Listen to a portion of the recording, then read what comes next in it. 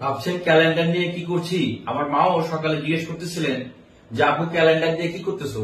সারা জীবনে কখনো দেখি নাই যে ক্যালেন্ডার নিয়ে এত বেশি কেয়ারফুল, দাগাদাগি করতেছো, টাইম নিয়ে এত বেশি চিন্তিত। আসলে এই যে দেখেন 6 তারিখ, 13 তারিখ, 26 তারিখ, 21 তারিখ, 25 তারিখ, এদিকে 30 তারিখ, 4 তারিখ, 12 তারিখ, 6 তারিখ, এরকম আরো অনেক ডেট ফিক্সড করে রাখতে হচ্ছে। এগুলো আসলে আমার কোনো অ্যাসাইনমেন্ট জমা দেওয়ার শিডিউল না, কোনো ইন্টারভিউর শিডিউল না, কোনো চাকরির ভাইবারও শিডিউল না। এগুলো হচ্ছে আমার মামলার শিডিউল। এটা খুবই ইম্পর্টেন্ট। অন্য কোনো কাজে এত গুরুত্ব দিই বা না দিই, মামলার ক্ষেত্রে এভাবে করে টাইম গুরুত্ব দিয়ে মার্ক করে রাখতে হচ্ছে। কেন জানেন? কারণ একটা মামলার হাজিরা যদি ঠিক মতো না দিতে পারি, তাহলে আবার ওয়ারেন্ট জারি হয়ে যাবে, জেলে যেতে হবে।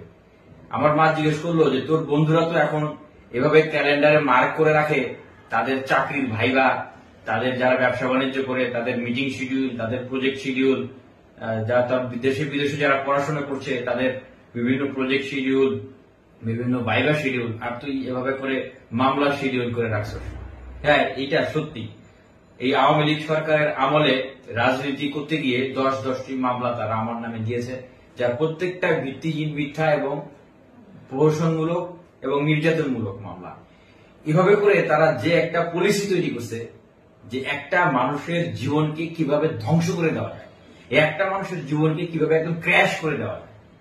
দেখেন, কাউকে মারলে আমরা দেখি যে তার মাথায় আঘাত করা হচ্ছে, মাথা ফেটে গেছে, রক্ত বেরিয়েছে, বা তার পা ভেঙে দেওয়া হয়েছে, এগুলো দেখা যায়। কিন্তু একটা মানুষকে যে সাইলেন্টলি একদম ধ্বংস করে দেওয়া যায়, সেটা হচ্ছে এই যে মামলা। তারা একটা মানুষের নামে ডজনে ডজনে মামলা দিয়েছে, 50টা, 100টা, 150টা করে মামলা দিয়েছে। মানে মামলার হাফ সেঞ্চুরি পার করে ফেলছে।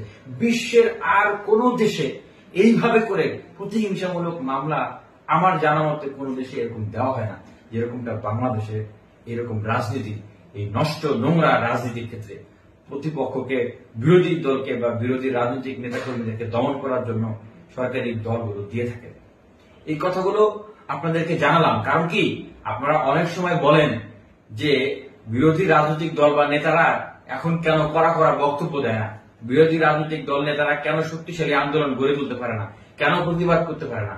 আরে ভাই, একটা মানুষের নামে যদি এরকম ডজন ডজন মামলা থাকে, তাহলে তো তার প্রতি মাসের 7, 10 দিন, 15, 20 দিন, মাসের আল্লাহ 30টা দিনই তো এই কোর্টে যাইতে আসতেই শেষ।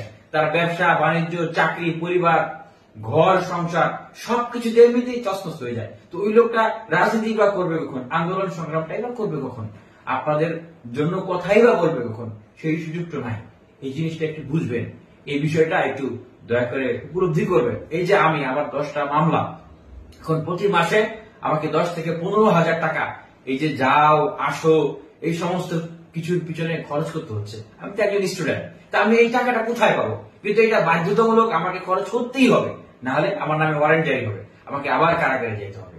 তো এই যে একটা সাইলেন্ট নির্যাতন, একটা যে সাইলেন্ট শিকল পায়ে বেঁধে রেখে দিয়েছে এই সরকার, একটা সাইলেন্ট দড়ি যে গলায় বেঁধে রেখে দিয়েছে প্রতিবাদী নেতাদের, বিরোধী দলদের, এইটা বাংলাদেশের জনগণের কিন্তু অনুধাবন করতে হবে, বুঝতে হবে।